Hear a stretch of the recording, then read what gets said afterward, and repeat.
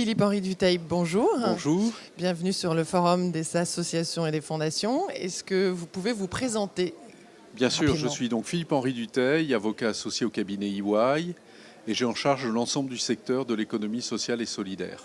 Très bien. EY a établi un rapport sur l'intérêt général.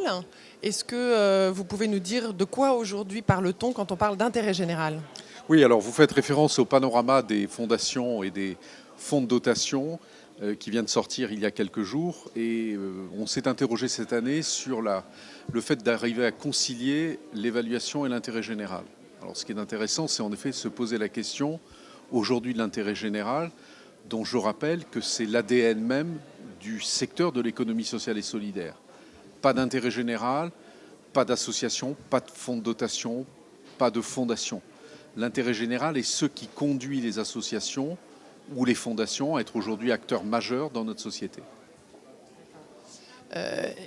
Si on devait donner une définition de l'intérêt général, qu'est-ce que c'est? Alors c'est très intéressant parce qu'en fait il n'y a pas de définition. D'où la difficulté qu'on a quand on est comme moi technicien et qui accompagnons au quotidien le secteur des associations et des fondations. On n'a pas de définition. Le seul texte sur lequel on nous dit ce qu'est l'intérêt général, c'est un texte fiscal. Et le texte fiscal pose les conditions d'intérêt général, en gros être géré de manière désintéressée, ne pas s'adresser à ce que Bercy appelle le cercle restreint, c'est-à-dire un groupe fermé de personnes. Il faut être ouvert en termes de parties prenantes et d'ayant droit sur l'extérieur, et puis répondre à un certain nombre d'autres conditions. Aujourd'hui, ce qui est intéressant, c'est que le paradigme est en train de changer. C'est-à-dire qu'aujourd'hui, l'intérêt général est compris par les associations et les fondations, mais par l'ensemble des acteurs, comme devant être une notion et une approche co-construite. Elle n'est pas le seul apanage de l'administration fiscale. Le secteur lui-même a une légitimité à dire ce qu'il considère comme être d'intérêt général, et les conditions qui sont liées à l'intérêt général ne sont pas que fiscales. Vous pouvez être d'intérêt général sans forcément répondre aux critères posés par Bercy. J'en veux comme illustration. Quand je dis le paradigme est en train de changer, les frontières sont en train de bouger. Quand la loi Hamon de 2014 crée une nouvelle catégorie d'entreprises qui sont ces entreprises solidaires d'utilité sociale. C'est extrêmement intéressant parce que ça vient bousculer tous les acquis qu'on avait. Pour nous, l'intérêt général, c'était le monde, le monde associatif, le monde du non lucratif, qui remplissait un certain nombre de conditions. On savait qu'on était d'intérêt général et donc on pouvait, par exemple, bénéficier d'une fiscalité aménagée ou pouvoir émettre des reçus fiscaux quand vous et moi donnons à une association. La loi Hamon porte un coup de, j'allais dire, non pas un coup de canif, parce que c'est pas ça, mais bouge les frontières en nous disant, mais aujourd'hui, des entreprises du secteur lucratif, c'est-à-dire des entreprises commerciales, sont légitimes à pouvoir revendiquer.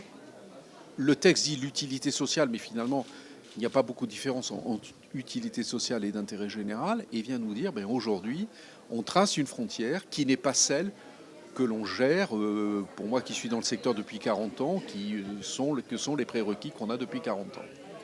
Donc, quelles sont les nouvelles parties prenantes? Alors, vous avez des parties prenantes qui sont là pour co-construire ce que je disais, la définition. Donc aujourd'hui, ce sont toutes les administrations.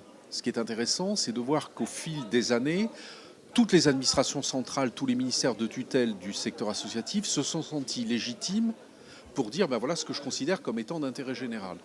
Alors je ne veux pas opposer Bercy aux autres ministères, ça serait un peu trop schématique, un peu trop simpliste, mais c'est net. Des administrations sont montées en puissance en disant mais nous on veut, en tant que partie prenante, dire aussi notre mot sur ce qu'est l'intérêt général. Vous avez le secteur lui-même qui co-construit par le biais d'un certain nombre de think tanks, et vous en avez des très importants qui ont produit un certain nombre de choses, qui nous disent voilà ce que c'est. Et la dernière illustration la plus récente, c'est que le législateur vient d'adopter, alors on espère de manière définitive, un texte qui viendra véritablement co-construire l'intérêt général en élaborant un certain nombre de critères que le Haut Conseil à la vie associative a élaborés, qui vient donc revisiter la définition. Et vous aurez une commission interministérielle avec, on l'espère, des représentants du secteur qui viendra donner un peu la règle et décider ce qui est d'intérêt général ou ce qui ne l'est pas. C'est une révolution dans notre secteur. C'est véritablement une révolution. Et comment les fondations d'entreprise trouvent-elles un équilibre aujourd'hui entre un mécénat plus performant et centré sur le cœur de leur métier et l'intérêt général? Alors ça passe essentiellement par la politique d'évaluation. C'est que pendant des années, le secteur des fondations d'entreprise, mais de manière plus générale, tout le secteur agissait sur le terrain de l'intérêt général, mais finalement, il y avait peu d'évaluation. C'est-à-dire qu'on ne savait pas véritablement quel était l'impact que nos organisations pouvaient avoir sur la société de manière générale. Et les fondations d'entreprise ont été parmi les premières à intégrer des politiques d'évaluation.